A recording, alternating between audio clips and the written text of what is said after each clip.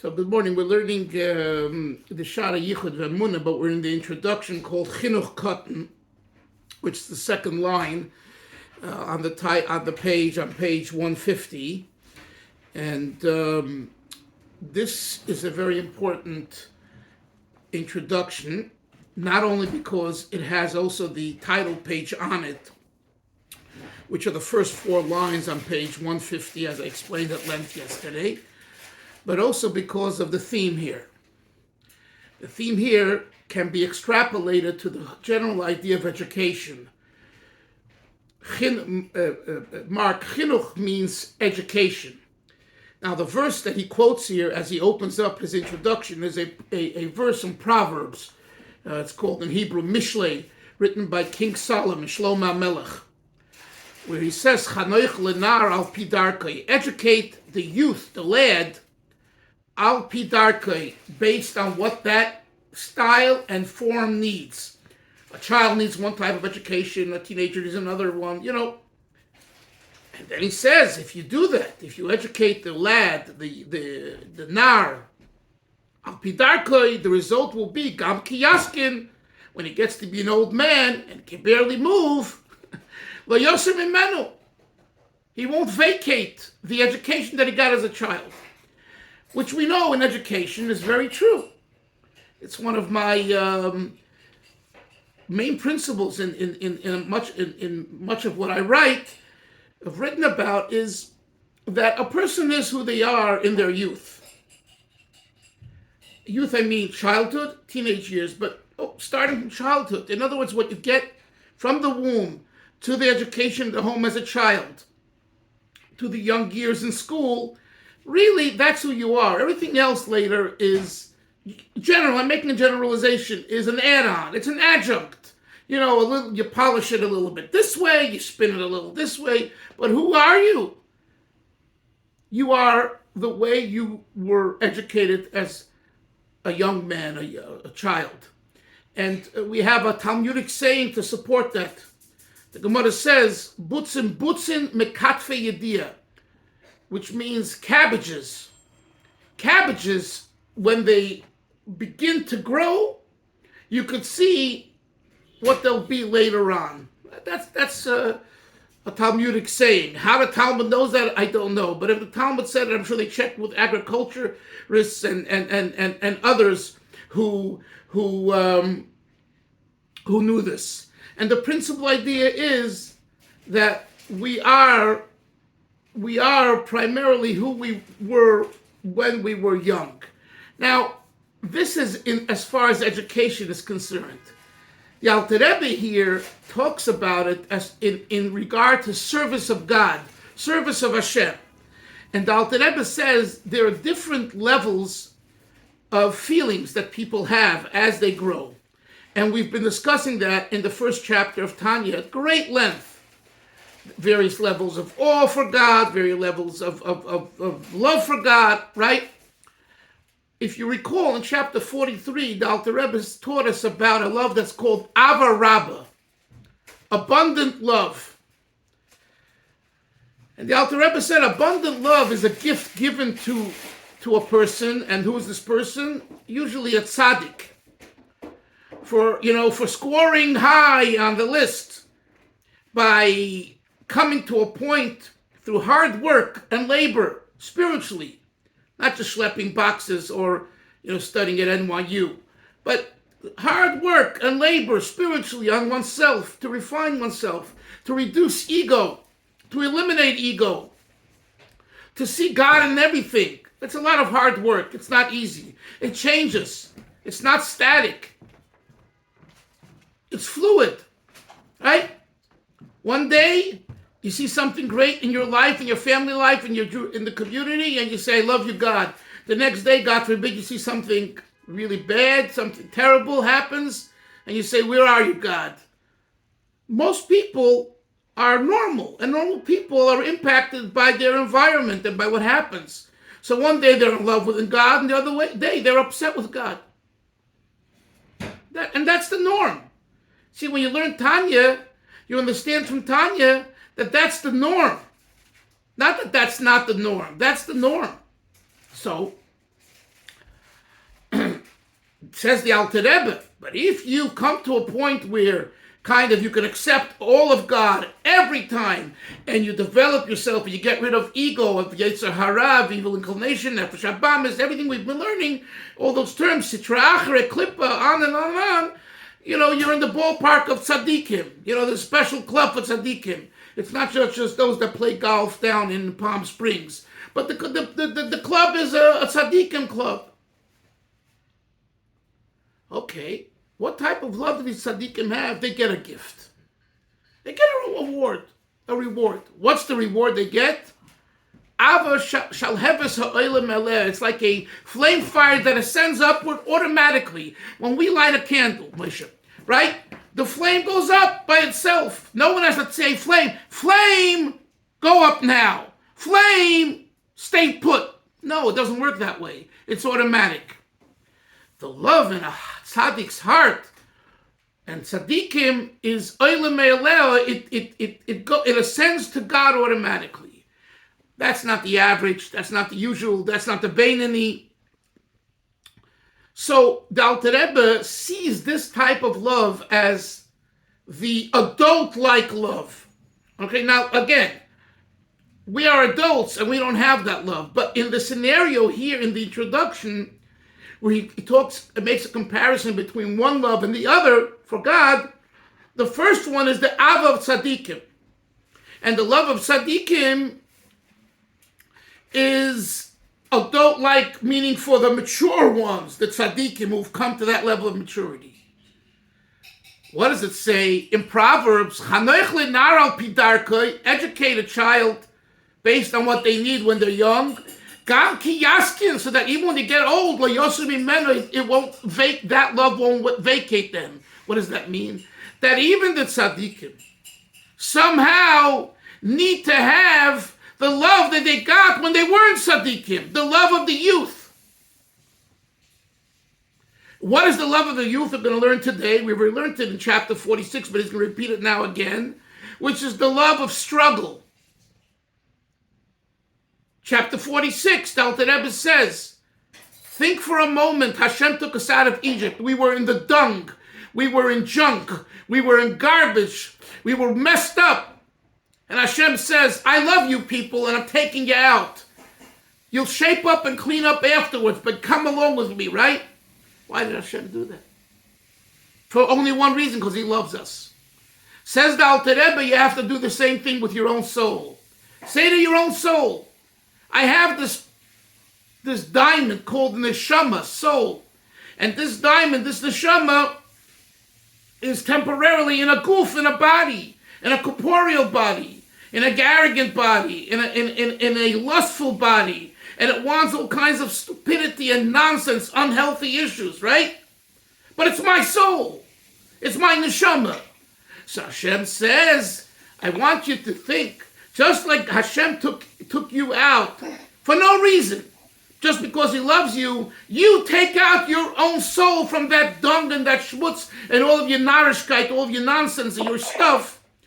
Moshe, please mute yourself. Thank you. Take it out. Why? Because you love God. And the soul is pristine. And as much schmutz as you put onto the soul, polish it up, take it away, and the soul comes out. Every Jew's neshama.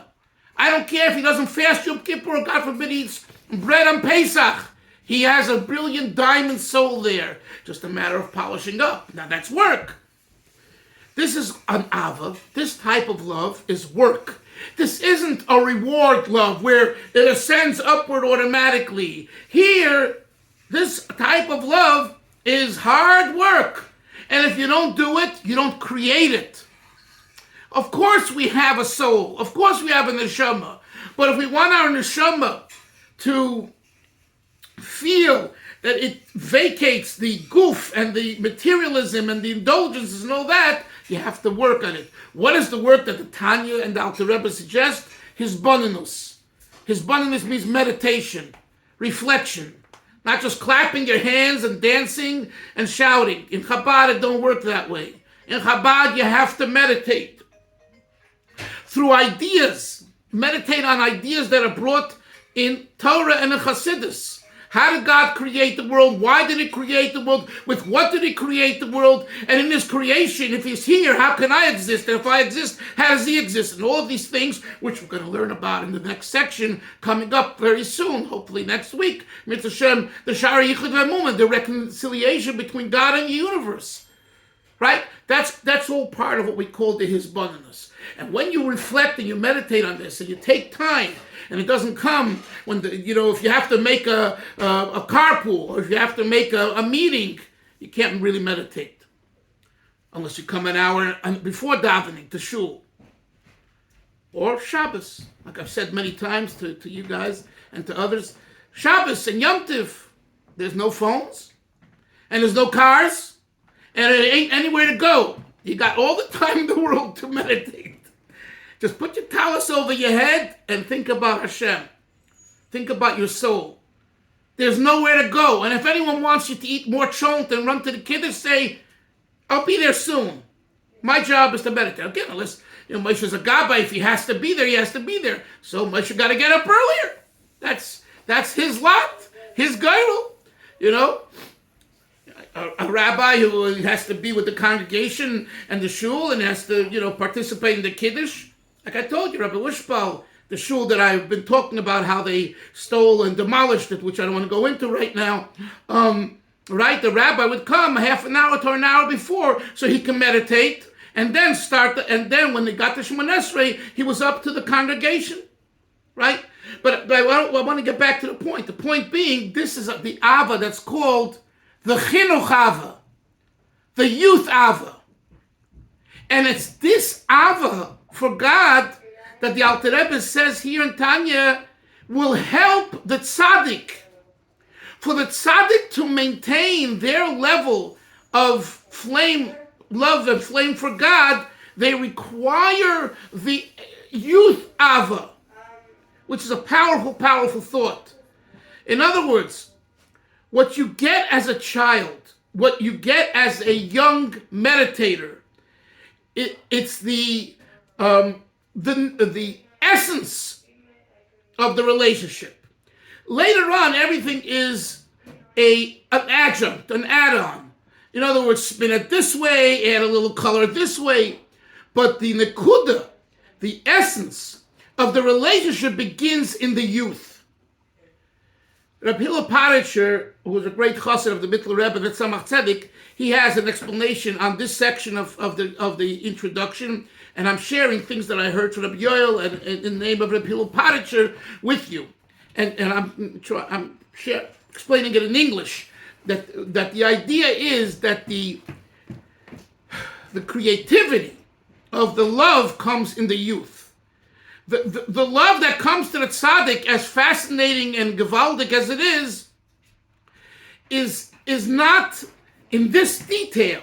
In this detail is not equivalent to the creative love that you create in your youth.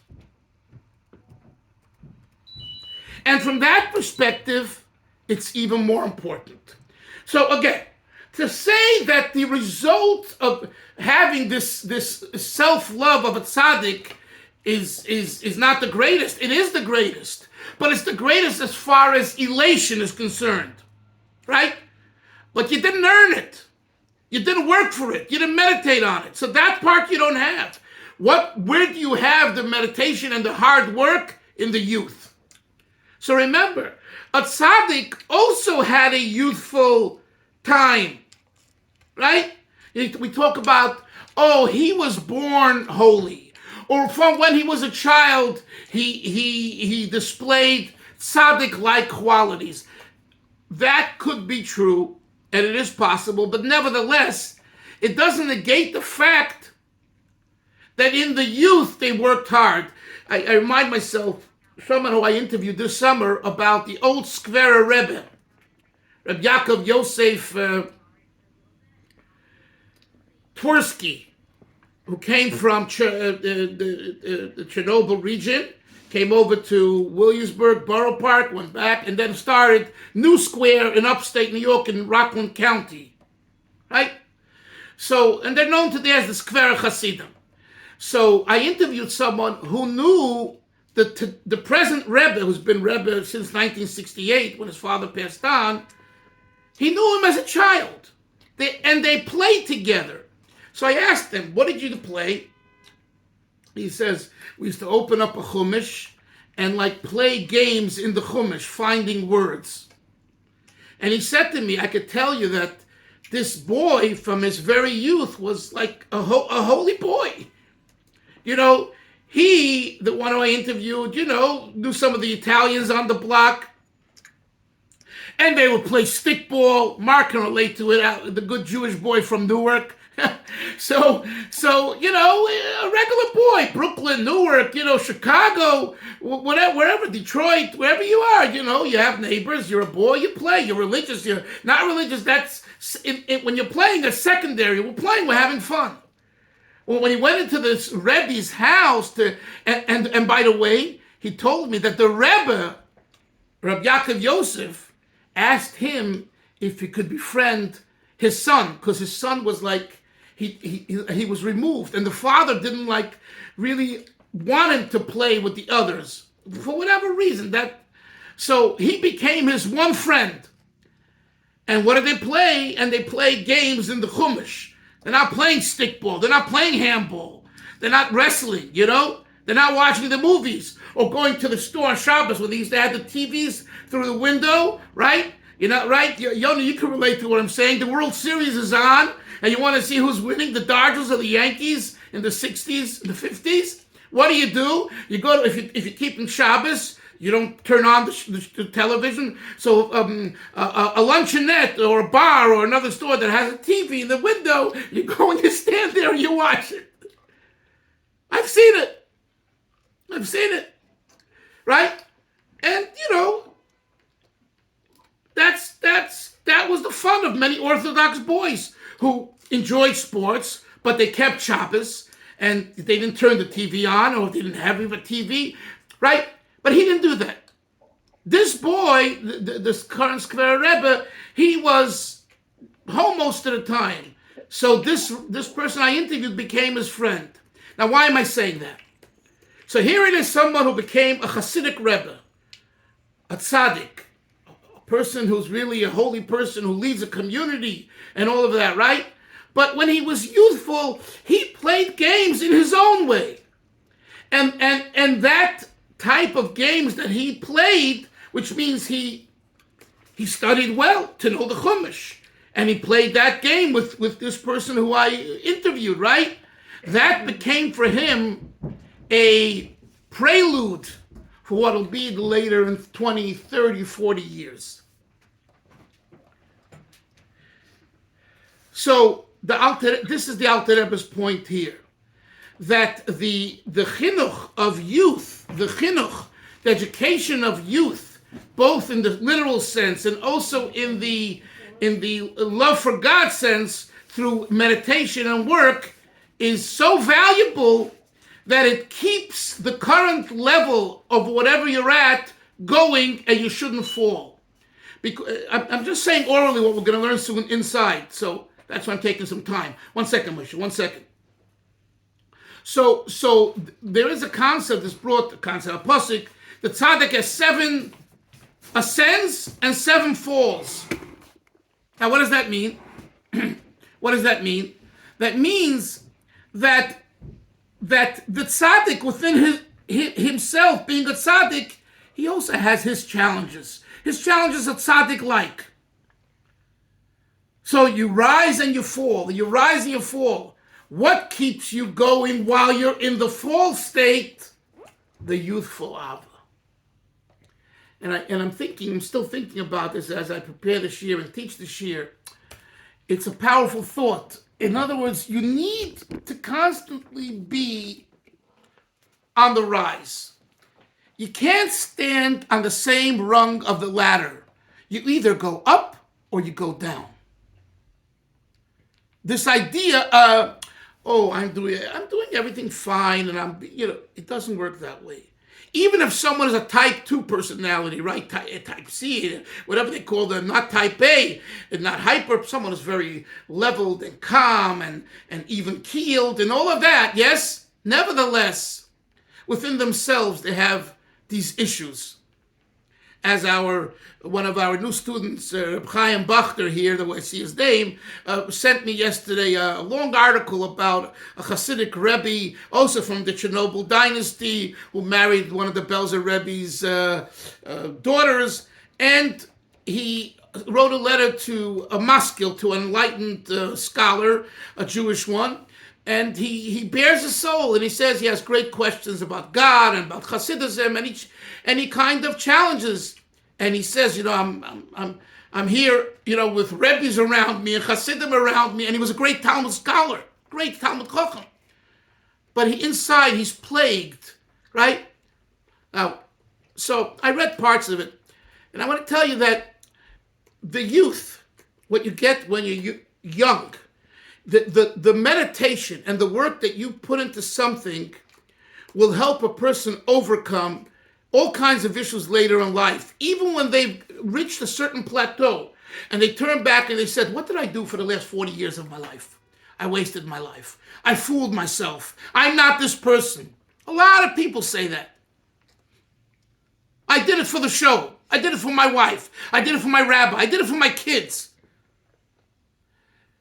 In order to successfully deal with those thoughts, and they're real thoughts, for every one of us in different ways, that youthful meditation and work that you do, that ava that comes through his abundance, through meditation, will get you to get through and go up the ladder and not fall. Because when you engage in this activity of his abundance that we talk about in Chabad Hasidus extensively, it's an ongoing activity, and it doesn't let you rest, and it moves you, it shakes you, it gets you to think. You understand? Again, do we have all the answers? No, of course we don't have the answers. We don't have the answers. But what we know is the process, the approach. Are we going up? Are we going down? Am I working towards simcha, with simcha, or am I working with depression and melancholy and things like that become real at time? How do I schlep myself out from a melancholy state, from a depressive state? Okay, the Rebbe writes to people with depression, get out, do volunteer work, stuff envelopes. For other people, walk the street. I told you this over and over. Go into a shul, see people, schmooze, chat, laugh, cry, be around people. Go into a grocery store. Look out your balcony and enjoy the beautiful sights of people walking around with the Kinder and everything else. And sometimes it's too hard to get out from that depressive state. A friend who knows that you're in that depressive state should come up to you and schlep you out. Say, come, you're coming with me. And usually they will go. And if it's, beyond that, there's medicine and psychiatry and all kinds of things. But the nakuda is to keep on meditating, to keep on working. Moshe, I finished with my dialogue. It's your turn. Monologue. My monologue, sorry. Yeah, I just want to say I'm very fortunate because sometimes my good friend Esther does that to me in shul. He schleps me out of wherever I am. So I'm fortunate. I just want to put that out there. But I'm so happy to hear that. What else? I wanted to ask a question earlier, which was more of a technical question, but it's interesting when we were learning the quote that the Alter Rebbe begins, the quote from Mishlei, this quote. Yeah. About Hanoch Nanar. Yeah. When we were learning back some time ago, the Kuntis Chinuch Kaklol Klol for the previous Rebbe. So the Rebbe Rayatz also started with that. And in addition, it's interesting that the Eish Kodesh, because that's the Rebbe, from Varsha, Shemikom Damar, when he wrote his Chovas HaTalmidim, yes, he also started with that. Yeah, because it's a classic. It's the classic posuk from Tanakh, one of the 24 holy Sfarim, Mishlei, that is the chinuch, the youth, the Jewish approach, the Torah approach to Jewish education. So in the Skwerer Rebbe, the holy Tzaddik, Hashem Yinkum Davav, you say, so he wrote Choivas HaTalmidim. How should students behave? So he cites that. The previous Rebbe writes for educators that we learned at great length. Baruch Hashem, he also uses that. The Alter Rebbe here, and I want to make this clear, he's not talking here about technically educating children. Okay, this is not a treatise. You're going to see from chapter 1 through 12, he's talking about God and reconciling God. And is there a world? Is there no world? It's a different treatise. It's a different issue we're going to handle. Nevertheless, the Alter Rebbe calls the meditation that's generated through the love that's generated for Hashem through meditation, he calls that chinuch kotten. I added my own thought that we can also understand it from a chinuch perspective. But technically, he's not talking about chinuch here. Well, I want to make that very clear, because we shouldn't walk away saying the Alter Rebbe here is going to talk about educating children. He doesn't. He's talking about even if you're adult, and even if you're a tzaddik, and you have this ava rabba, this abundant love for Hashem that you were gifted. Avodas matana eten es kunaschem. God gives a gift. You should remember that what you got in your youth, i.e., the lower level of meditation, in a way has one up on the higher one, and that is the idea of struggle and work. That's the nakuda here. Let's go inside now. I want to do a few lines at least today. So we're on the second column, page 150, 7 lines from the top of that second column. The line begins V'hashenis. V'hashenis, hi'ava, the second type of love is a love shekol odom yochol lagia leho, that every person can reach and can have. When when he will meditate well, from the depth, in the depth of his heart, meditating on issues that arouse one's heart, Hashem, to have a feeling for God, belev kol yisrael, within the heart of everyone. Right? If you're meditating on ice cream and golf and business, you ain't getting a love for God. You got to meditate on the right things. And that also happens sometimes, chevra, that we meditate, but we're meditating on the wrong things. And for that, you need a mashpia, you need a teacher. What should I be meditating on? That was part of the system in Chabad, where a mashpia will guide a student, what that student is shaykh to, meaning where he's at in his life, and based on that, suggest to him the right type of thoughts at that time. Yes, sir.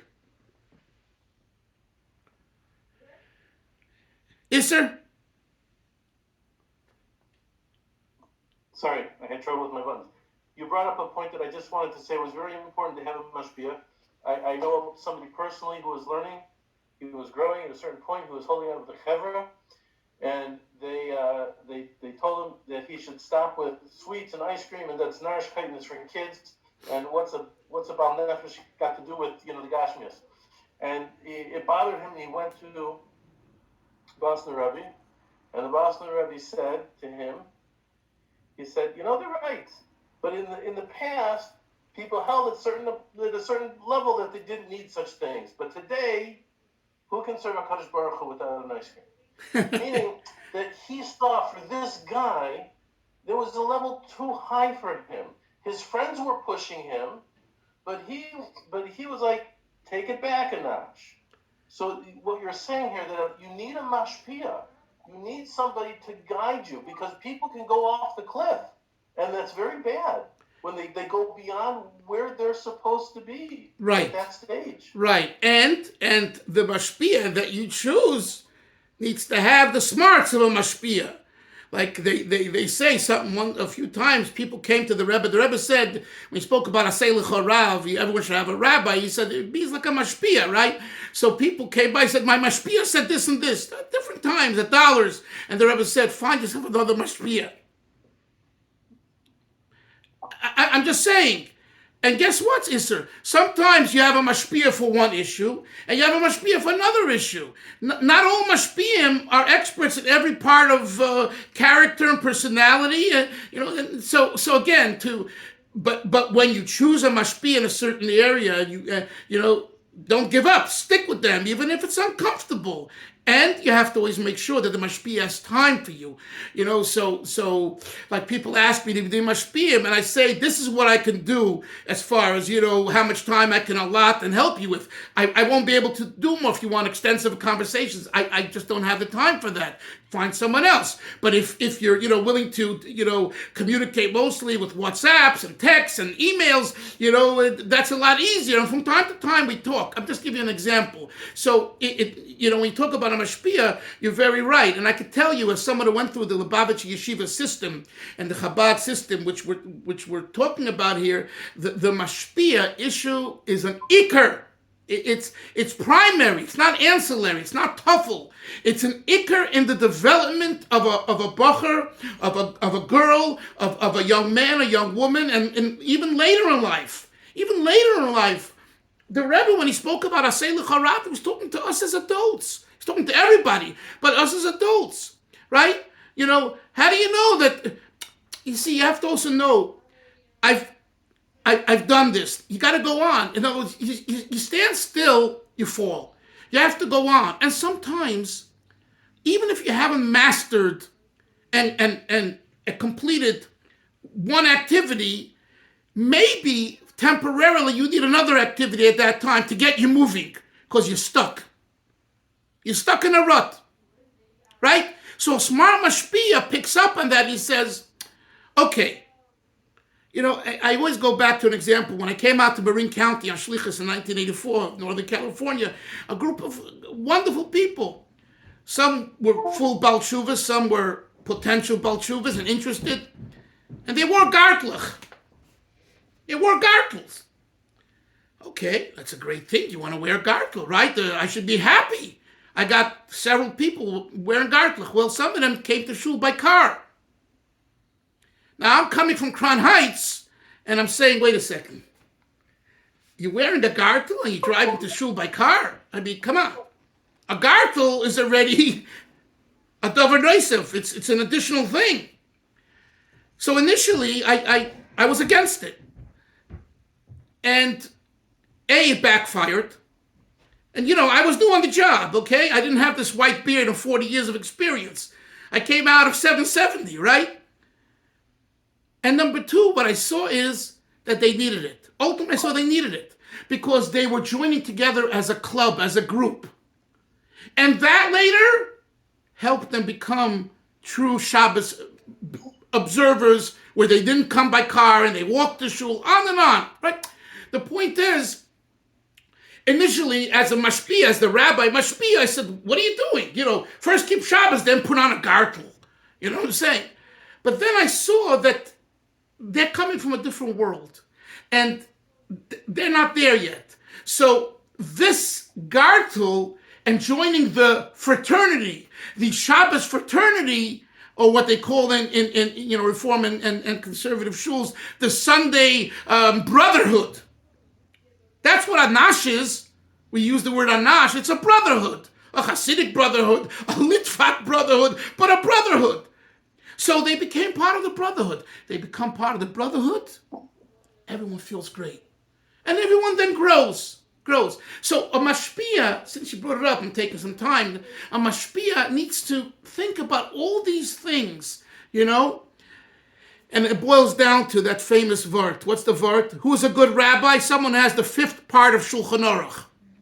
You can know all the books and all the four parts, and you can be a bad rabbi, a disastrous rabbi. Why? Because you don't have common sense. Common sense is book number 5, and it's not written. It's here. Common sense. So a mashpia needs a strong sense of common sense, when to go, when to back off, things like that. Chevra, as much as I wanted to learn more, but we're somehow going to have to, I don't know if we'll finish tomorrow, but Baruch Hashem, anyone want to say, Mark, you want to say something, I see. Moshe Drucker. No, it's okay. It's great to listen. Because it doesn't need to be linear. I mean, education isn't linear. Right. And in that, what we share together is education. Yes. So it's a pleasure to listen to. Thank you. So I want to. Thank you. I want to introduce our new student, Chaim Bachder. I think he's a neighbor of mine here. He lives here in Borough Park. He might even live. Chaim, you live on my block? Yeah, a little close to 18,000. He's on my block and he's learning a shiur online. What? The only one with pious now. Yeah. How did you enjoy the shiur, Chaim? It was very nice, but my phone looks like a little choppy. But it was very nice. I really enjoyed it. Okay, maybe it'd be better on a computer. I don't know if you have one, but whatever. But yeah, it's a repair. So. Yeah, welcome, and by the way, Chaim is a big Talmud Chacham. So we love to hear from Talmidei Chachamim, interject something, And and if you need to correct me, I'm open to that. I'm not embarrassed, So just get involved, And you see the style of the shiur, Chaim. It's a certain style, you know what I'm saying? We're not gonna nitpick every word in Tanya. That's a different type of shiur, and you see the chevra. This is a certain dynamic. What? Go ahead. What? I guess I just wanted to pick up when you said. Just pick up one said before. Yeah. Is that if a person is not mekisher with the thing that he's with, then he's not going to have it. He has to be cautious with the inyan. Well, the person the ice cream, or he can't go so far. He has to go to that part that he's able to get to. Yeah, I didn't use the word iskashos, but sometimes we don't know sometimes we ourselves don't know where we're holding. That's where the mashpia comes in to tell us, yes, push yourself a little bit in this direction, but that's too far, or you're not pushing yourself enough. Right. I didn't use the word hiskashros, and Isser didn't, but I understand the word. I'm using the word that Alter Rebbe uses here in the Hakdama, hisbonenus. Hisbonenus means activity, a meditative activity. Also sich hereintrachten in Yiddish, also gut hereintrachten. And gut hereintrachten means he should understand well. Doesn't mean like I'm going to say over a word 65 times. Shma, shma, shma, shma, shma, shma. We're not talking about that. We're talking about the idea. What is Shma? What is Yisrael? Yud Kei Vav Kei, Elokecho, mein Gott, Hashem Echad. Every word has a meaning. What the meaning means, and then to let that seep in. And when you do that, it opens up an approach of growth, and that's as Moshe Drucker said. That is what we need. We need this education process of growing, and I think that's what the Alter Rebbe is getting to as well. Everyone have a great day, a great Shabbos. It's Shabbos Zocher. Shabbos Zocher. Remember. I'm afraid of Purim. Yes, we are. Sorry. I'm jumping. I forgot. We're learning tomorrow. Thank you, Yoini. We can count on you. Take care. Bye-bye. All right, have a wonderful day. Bye-bye. Shalom. Bye-bye. Doesn't go off. Oh, I know why.